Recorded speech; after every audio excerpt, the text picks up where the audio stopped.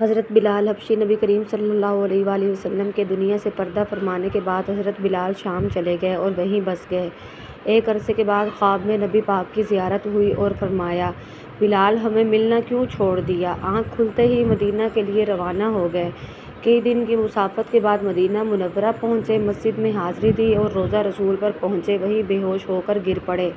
اہل مدینہ نے کہا، ایک بار وہی اذان سنا دیں۔ سرکار کے زمانہ والی معذرت کی کہ اب مجھ سے برداشت نہیں ہوگا۔ لوگوں نے حسنین کریمین سے کہلوایا، اب انکار ناممکن تھا۔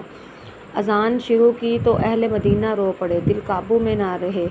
پیارے آقا کا زمانہ تازہ ہو گیا اور عورتیں بچے سب نکل آئے، غم سے نڈال بے قرار ہچکیاں بن گئیں۔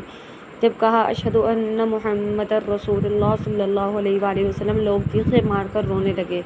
حضرت بلال کے ممبر رسول پر پڑی، ممبر خالی تھا، سرکار نہیں تھے۔ خالی ممبر دیکھ کر گرے پڑے اور بے ہوش ہو گئے۔